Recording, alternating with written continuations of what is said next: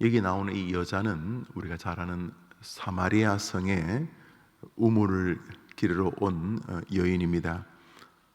이 여인이 아주 햇볕이 내리쬐는 뜨거운 태양볕 아래 물을 기르러 왔는데 그 여인의 삶이 참 기구합니다. 여러 명의 남편이 있었습니다. 그런데도 불구하고 만족이 없는 삶을 살았다는 상징적인 인물이며 또 그가 사마리아 여인이었기 때문에 사람들이 크게 인정하거나 존중하지 않는 여인이었습니다. 사마리아 여인이라 이렇게 하면 이스라엘 백성들이 바벨론의 포로로 잡혀갔지요. 아주 오래전의 이야기입니다. 예수님 시점에서도 거의 7, 800년, 1000년 전의 이야기라 생각하시면 되겠습니다. 그때 바벨론이 이스라엘을 무찌른 다음에 일종의 정치 방법이겠죠. 나라를 좀 흔들 수 있는 여론 주도층일 수 있는 왕족들, 또 공부 꽤나 한 사람들, 여튼간에 백성들의 리더가 될 만한 사람들은 거의 다 잡아가고 크게 둬도 관계없겠다 싶은 사람들을 뒀음에 그것으로 끝나지 않고 자기 나라의 죄수들, 또 무언가 문제가 있는 이런 종류의 사람들을 강제로 이주를 시켰습니다. 역사적으로 그런 나라 중에 하나가 호주입니다. 호주. 영국의 죄수들을 어떡할래? 여기서 죽을래? 호주 갈래? 그렇게 해서 호주로 많은 죄수들을 보내었습니다. 그래서 호주 국민들도 우스갯소리로 우리들은 그 범죄의 씨앗이다 뭐 이렇게 유머스럽게 말하는 것을 들은 적이 있는데, 그런 것처럼 넓은 땅을 개간하기 위해서 강제로 이주를 시켰습니다. 러시아의 그 고려인들, 고려보라 그러죠. 고려인들이 모여 사는 것도 사실 비슷합니다. 조선인들을 그냥 기차로 실어서 그냥 그 시베리아 벌판에 그냥 삽도 호미도 괭이도 주지 않고 그냥 내던지는데 강인한 생명력으로 그들의 마을을 형성하게 되죠. 다 우리 민족의 힘이 없었을 때 우리 국민들이 이리저리 찢겨진 역사 아닙니까? 나라가 힘을 잃으면 그래 비참해진다는 것을 어릴 때부터 가르쳐야 되는데 참 안타까운 일을 자꾸 만드는 것을 보면 슬픈 일이라 생각이 되어집니다. 여튼간에 그런 것처럼 이 바벨론이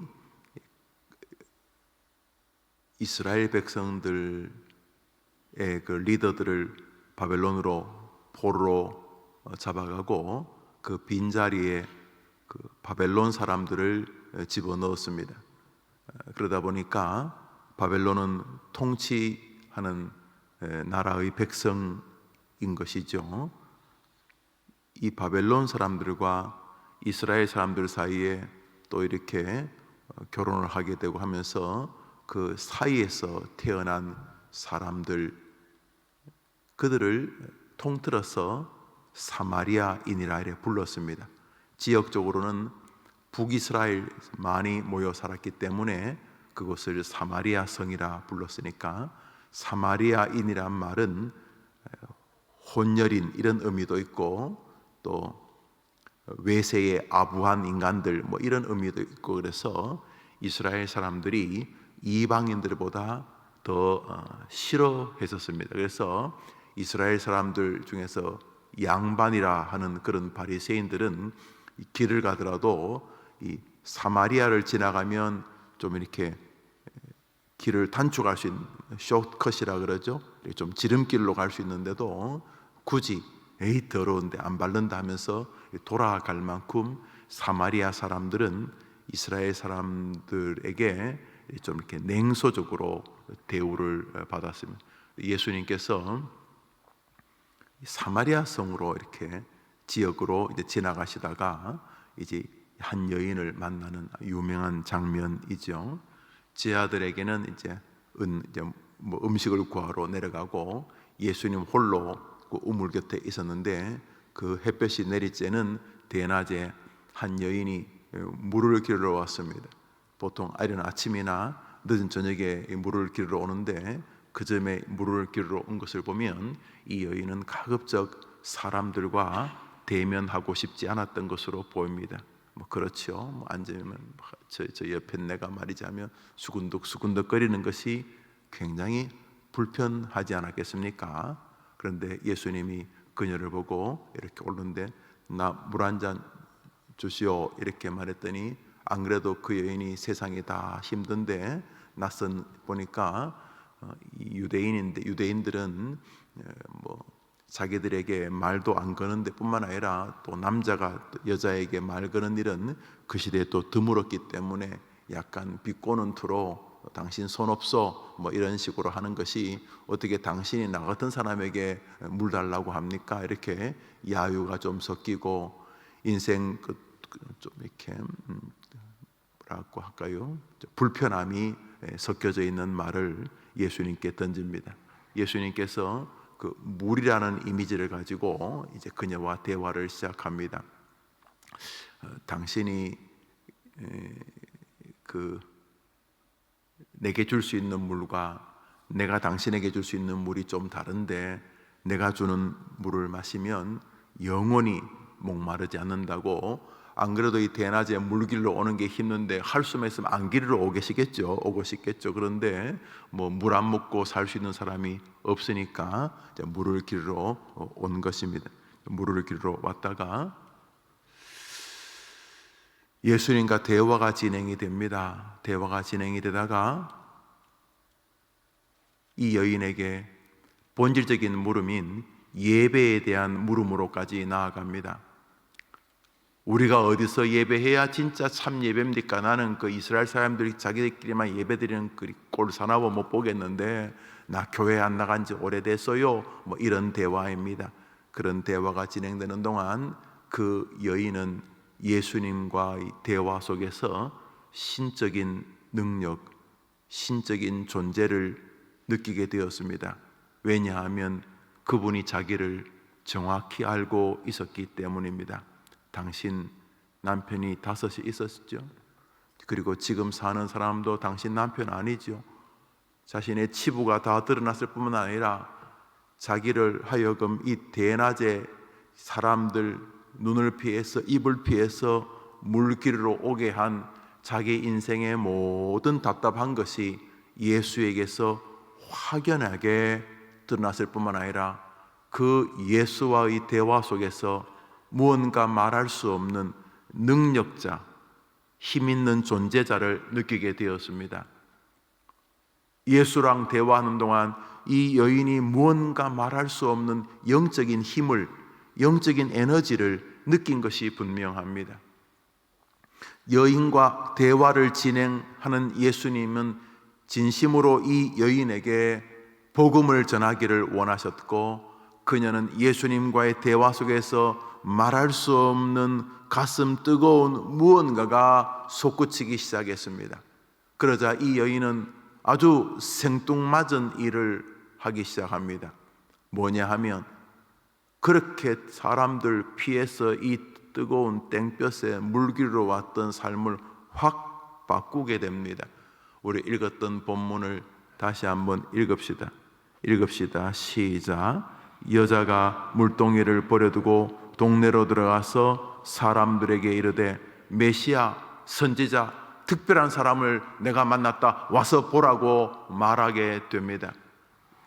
예수님을 만나기 전에는 사람들 피해 다니고 하여튼 남자는 말할 것도 없고 같이 물 길는 안악들의 그 눈초리, 그 말투, 그것도 듣기가 힘들어서 그렇게 힘겹게 살던 여자가 예수님과 대화를 진행하는 동안 가슴 무언가가 크게 흔들리면서 자신의 물동이까지 버려두고 동네로 뛰어들어가 피해 다니던 삶과 정반대의 삶, 여보시오 여보시오 내가 놀라운 선지자를 만났소, 이렇게 외치면서 사마리아 성의 첫 전도자가 되는 장면이 오늘 본문의 내용입니다.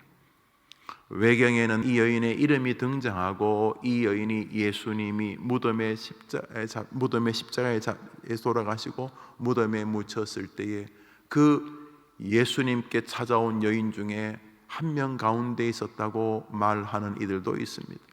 물론 전설이기 때문에 그렇게 신뢰할 만한 일은 아니지만은, 이 여인은 사마리아 성의 위대한 첫 번째, 우리로 말하면 언더우드 아펜젤러 선교사님 같은 선교사, 복음 전파자가 되었던 것입니다.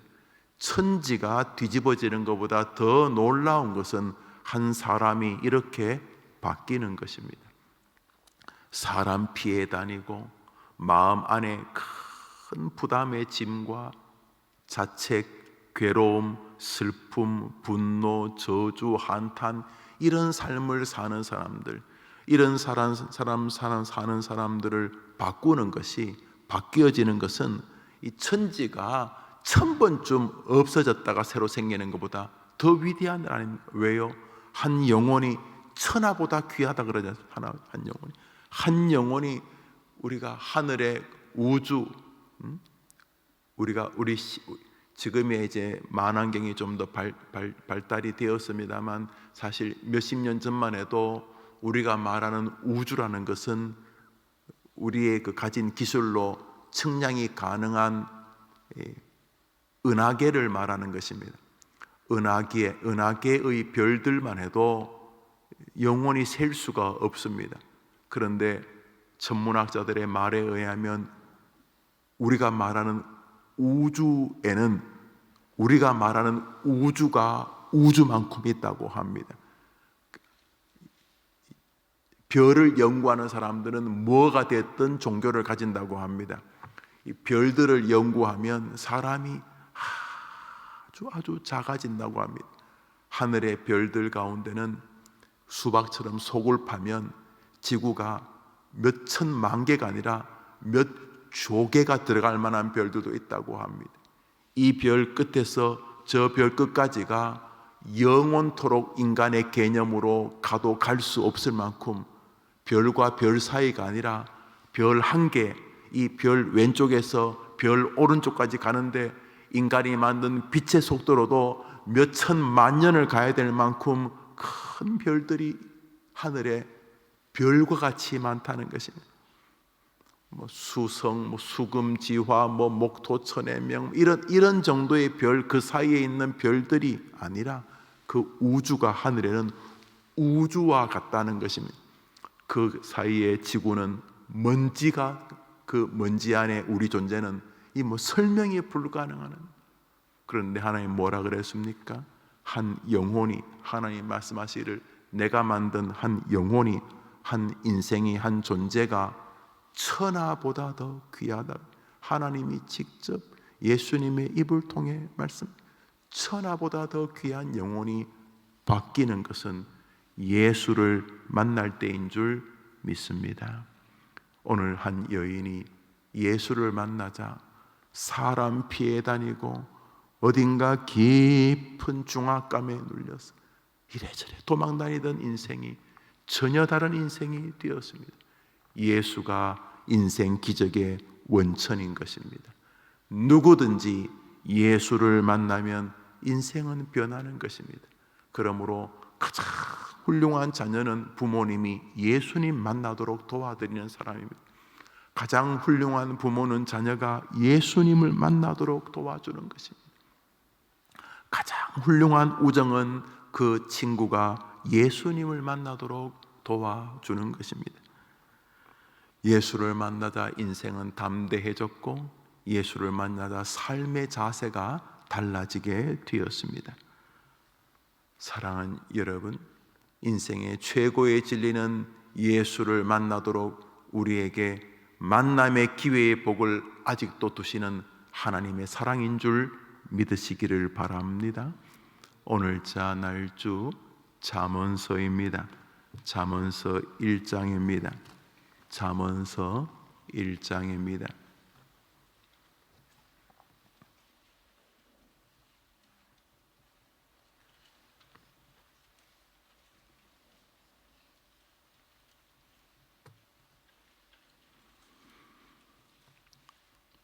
우리 7절과 8절을 같이 읽겠습니다. 잠언서 1장 7절과 8절입니다. 읽읍시다. 시작. 여호와를 경외하는 것이 지식의 근본이거늘 미련한 자는 지혜와 훈계를 멸시하느니라. 내 아들아, 내 아비의 훈계를 들으며 내 어미의 법을 떠나지 말라. 여호와를 경외하는 것이 지혜의 근본이거늘 지식의 근본이거늘 미련한 자는 지혜와 훈계를 멸시하느니라. 한 사람 사마리아 여인을 총으로 바꿀 수 있겠습니까? 칼로 바꿀 수 있겠습니까? 겁은 줄 수 있겠지요. 그렇지만 그 사마리아 여인의 인생을 밑둥 마음 깊은 곳에서부터 바꿀 수 있는 것은 진정한 지혜요 진정한 지식인 하나님의 말씀입니다. 예수님이 그 여인과 대화를 한 것이 무엇입니까? 예수님 그 자체가 하나님 아니십니까? 하나님과 말씀이 진행되는 동안, 하나님의 말씀을 듣는 동안, 하나님의 말씀이 자신에게 다가오는 동안 그 여인은 도망자에서 선교사로 바뀌게 됩니다. 늘 피난 다니던 여인에게서 사람들에게 구원의 진리를 선포하는 전도자로 인생이 바뀌어집니다. 사람을 밑둥부터 바꾸는, 사람을 근원적으로 바꾸는 것은 오직 하나님의 지혜인 말씀인 줄 믿습니다. 그러므로 그 어떤 부모도 이것을 포기해서는 안 됩니다. 잔소리를 할 수 있죠. 사랑하니까. 사랑하지 않으면 잔소리 안 하죠. 남에게 잔소리 합니까? 그러나 잔소리로 사람을 바꿀 수 있다는 것은 올바른 신앙적 태도가 아닙니다. 그러므로 부모는, 형제는, 가족은, 우리 인생은 끊임없이 사람을 대할 때에 협박이나 위협으로 사람을 바꿀 수는 없습니다. 사마리아 성까지 억지로 보낼 수 있을지 그것도 쉽지 않겠습니다. 아이고 거기 가서라도 사람들 앞에 내가 말하니 잘 죽겠습니다. 이럴지 모르지 않겠습니까?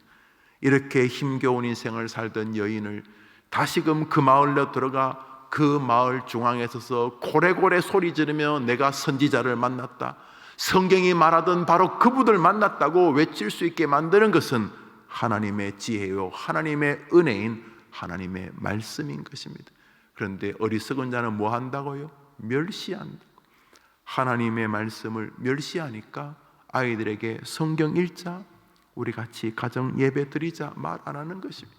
하나님의 말씀을 멸시하니까 부모님에게 하나님의 말씀을 전하거나 들을 수 있는 기회를 안 드리는 것입니다. 하나님의 말씀을 멸시하니까 진짜 생명처럼 사랑하는 우정임에도 불구하고 하나님의 말씀을 전하지 않는 것입니다.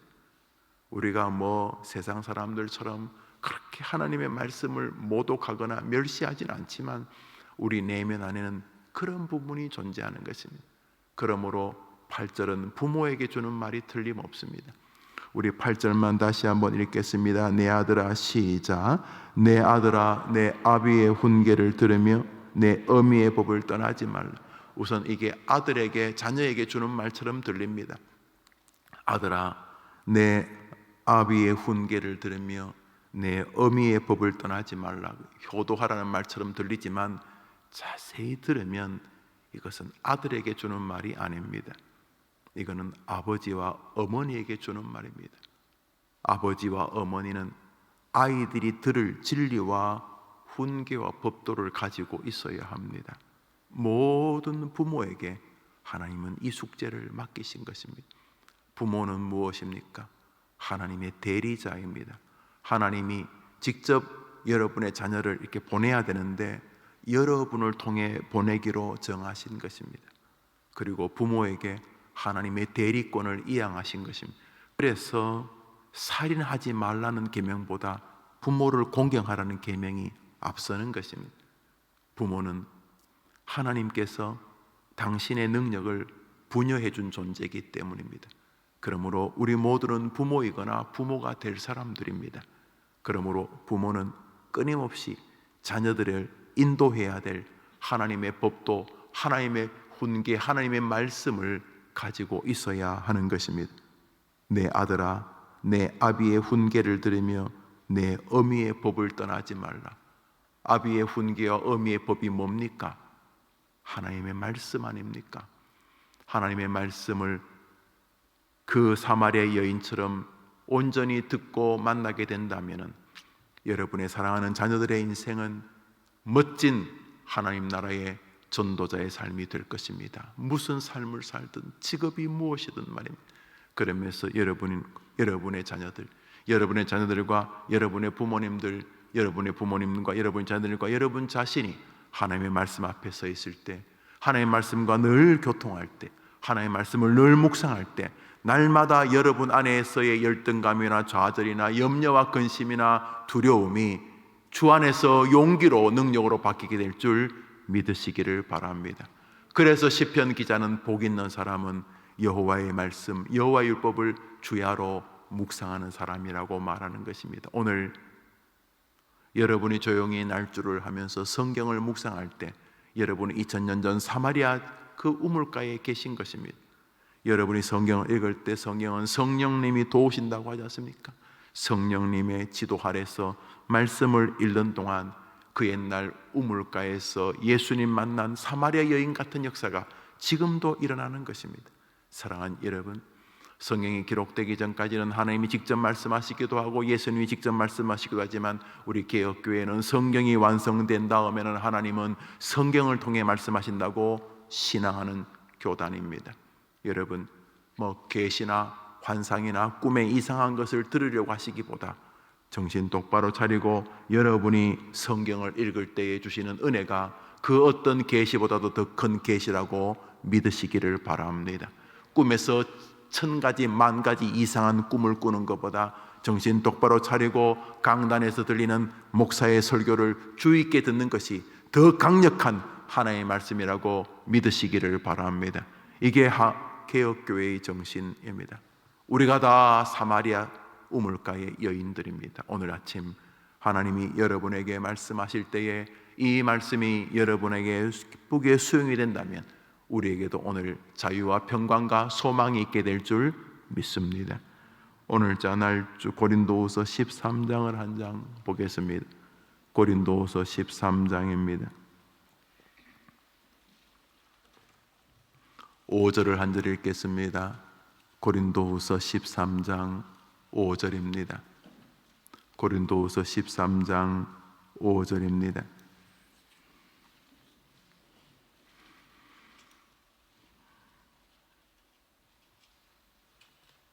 우리 읽읍시다. 시작. 너희는 믿음 안에 있는가? 너희 자신을 시험하고 너희 자신을 확증하라. 예수 그리스도께서 너희 안에 계신 줄을 너희가 스스로 알지 못하느냐? 그렇지 않으면 너희는 버림받은 자니라. 고린도 후서의 바울은 권명과 함께 강력한 질책을 담아 복음을 전합니다. 고린도 교회가 굉장히 규모가 있는 교회였던 것으로 보입니다. 고린도 지역 자체가 교회를 지어도 굉장히 크게 지을 수 있는 재력이 있는 사람들이 많았고, 그래서 고린도 교회는 꽤 빠른 시간 내에 성장한 교회입니다. 대신에 고린도 교회는 분쟁이 참 많던 교회였습니다. 나름대로 이렇게 여력이 있는 사람들이 모이다 보니까 무슨 파 또 무슨 파 하면서 교회 안에 눈에 보이지 않게 이렇게 좀 사람들이 많이 분파를 만들고 있었습니다. 그냥 서로 다른 사람들이 모여서 시너지를 이룰 수 있는, 말 그대로 하모니를 이루기만 한다면 색깔이 다른 게 나쁘지 않은데, 이 색깔 다름이 서로를 배척하게 되면 이게 교회가 아니고 전쟁터 아니겠습니까? 어디 무슨 학교 출신들, 무슨 직업, 어디 지역 사람들, 그래서 우리끼리 이래갖고 서로 다투면 그게 교회입니까? 그런 것처럼 이 고린도 교회가 바울이 개척한 다음에 한참 나가 있다가 보니까 그 교회가 뭔가 이렇게 번성을 하는 것 같은데 그 안에서 뭐 서로 싸우고 찢고 뽑고, 그래서 바울이 내가 가면 가만 안 놔두겠다 이런 말까지 썼습니다. 그러면서 성도들의 자기 점검에 대해서 바울이 이렇게 말합니다. 너희 믿음 안에 있는가? 너희 자신을 확정해 봐라. 내가 제대로 믿고 있는가? 그 확정의 방법은 너희 안에 그리스도가 지금도 역사하고 계신가? 너희 안에 그리스도가 역사하고 계신가 하는 것입니다. 자, 여러분 안에 그리스도가 역사하고 있는지 어떻게 여러분이 점검하실 수 있겠습니까? 내 안에 가슴이 찡한 거 보니까 예수님이 역사하시고, 내 안에 가슴이 조금도 찡하지 않으니까 예수님이 역사하지 않는 것입니다. 내 안에 예수님이 역사하시는지, 너 안에 그리스도가 있는지 어떻게 확인합니까? 한번 따라 합시다. 말씀이 육신이 되신 분 누구십니까? 예수 그리스도십니다. 그러므로 여러분 안에 그리스도가 좌정하고 계신지를 알 수 있는 가장 강력하고도 단순한 방법은 여러분이 말씀의 지배를 받으려고 하고 있는지를 확인하는 것입니다. 여러분 안에 예수님이 움직이고 계신지를 확인하는 가장 좋은 방법은 여러분이 말씀을 사모하고 있는지를 확인하는 것입니다. 개혁교회는 말씀이 그 어떤 것보다 위에 서 있습니다. 여러분, 웨스트민스터 신조의 1조가 하나님이 아닙니다. 삼위일체도 아닙니다. 성경입니다. 무슨 말인가 하면 하나님의 말씀이 우리 안에 있을 때 비로소 우리의 신앙은 정리가 되고 우리의 부족은 끊임없이 하나님 앞에 정직하게 드러나 도움을 구하게 되고, 하나님의 말씀이 우리 안에 있을 때 우리가 넘어져도 다시 일어설 수 있는 끈이 된다는 것입니다. 그런 면에서 너희가 그리스도 안에 있고 너가 그리스도 안에 있는지를, 네 안에 그리스도가 있는지를 한 번 더 점검해 보라는 것은 오늘 나를 하나님의 말씀이 인도하고 있으며 내가 하나님의 말씀을 사모하고 내가 듣기를 사모하고 읽기를 사모하고 그 말씀을 따르기를 사모하고 있는지를 점검하라는 말과 동일한 말일 것입니다. 오늘 사마리아 여인을 바꾼 것은 천둥과 번개가 아니었습니다. 예수님과 조곤조곤 나눈 대화, 하나님의 말씀이었습니다. 지금도 어리석은 자는 하나님의 말씀을 우습게 여기고 멸시한다고 했습니다. 그러나 잠언서는 아니라고 말합니다. 지혜로운 자는 하나님의 말씀을 따르기에 오늘도 부모된 사람은 아이들에게 그 아이들이 따를 하나님의 말씀의 법을, 하나님의 말씀의 훈계를 가지고 있는 사람이라 그랬습니다. 오늘 하루, 이번 한 주간 하나님의 말씀을 평소보다 더 자주 묵상하고 더 많이 읽고 더 많이 먹으면서 내 안에 계신 하나님 그리스도 성령님의 은혜를 말씀 속에서 체험하는 한 주간이 되기를 축복합니다. 아침에 우리 류가온, 천유나, 전하영 우리 학생들이 나와서 부모님과 기도하니 너무 감사합니다. 이른 아침에 기도하는 일들 우리 중직자들만큼이나 학생들에게는 아주 신앙적인 위대한 추억이 되고, 어릴 때 하나님께 매어달려 기도했던 기도 제목들은 오래오래 마음에 남게 될 것입니다. 우리 하영이, 유나, 가온이를 축복합니다. 오늘부터 본격적으로 노회가 시작되는 것으로 보입니다. 노회 준비회라 그래서 노회가 있기 전에 여러 가지 고시, 장로님 고시, 목회자 고시를 또 치르고 또 각종 문서들을 헌의하고 또 각 교회에서 상의하고 또 판결해야 될 문제들이 이루어지는데, 오늘 아침부터 우리 교회에서 여러 가지 노회 일들이 이루어집니다. 여러 목사님, 장로님들 또 그 여러분들이 노회분들 오셔서 일들을 처리하고 할 때 노회가 복된 노회가 되도록 기도해 주시기를 바랍니다. 노회 총회 이런 말하면 막 경기를 일으키는 분이 계십니다. 젊을 때 저도 그랬습니다. 뭔지 모이면 차라리 그냥 다투는 것 같기도 하고 뭔가 정치적인 제도 같은데, 제가 장로 교회사를 공부를 하면서 노회라고 하는 것이 하나님께서 만든 거룩한 제도임을 알게 되었습니다. 다 떠나서 우리 교회 목사님, 장로님들은 스스로가 이렇게 안수해서 목사가 장로가 된 게 아닙니다. 우리 교단 노회에서 김영우를 목사로 1996년도에 안수해서 목사가 된 것이고, 우리 장로님들을 노회가 안수해서 대한예수교 장로회 해림교회 장로가 된 것입니다. 노회가 저를 안수하지 않았으면 저는 오늘 이 자리에 서서 여러분과 함께 말씀을 나눌 수가 없지 않겠습니까? 뿐만 아니라 노회는 교회를 든든하게 인도하고 지키고 또 이끄는 하나님께서 만든 아름다운 제도입니다.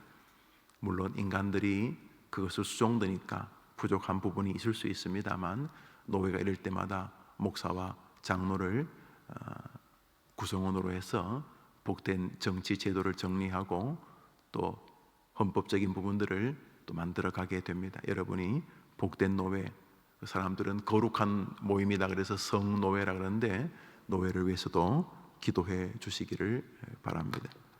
우리 주님 가르침기도 예배를 마치고 이번 한 주간 사마리아 여인이 만났던 말씀, 나도 이번 주간 그 말씀의 맛을 보게 해달라고, 그리고 그 말씀이 나를 힘있게 학생들 같으면 더 열심히 공부할 수 있는 곳으로 뛰어나가게 해주시고, 세상 사람 직장인들은 더 직장에서도 가치로운 직장 생활을 이곳이 바로 내가 주님을 높일 터전이구나 하는 이런 용기 있는 힘을 주시도록 말씀과 함께하는 한 주간 되게 해달라고 그래 기도하며 우리 출발합시다. 주님 같이 기도로 예배를 마칩니다. 하늘에 계신 우리 아버지여, 이름이 거룩히 여김을 받으시오며 나라의 임하옵시며 뜻이 하늘에서 이룬 것 같이 땅에서도 이루어지이다. 오늘날 우리에게 일용할 양식을 주옵시고, 우리가 우리에게 죄진 자를 사하여 준 같이 우리 죄를 사하여 주옵시고, 우리를 시험에 들게 하지 마옵시고 다만 악에서 구하옵소서. 대개 나라와 권세와 아버지 영원히 있사옵나이다. 아멘. 기도합시다.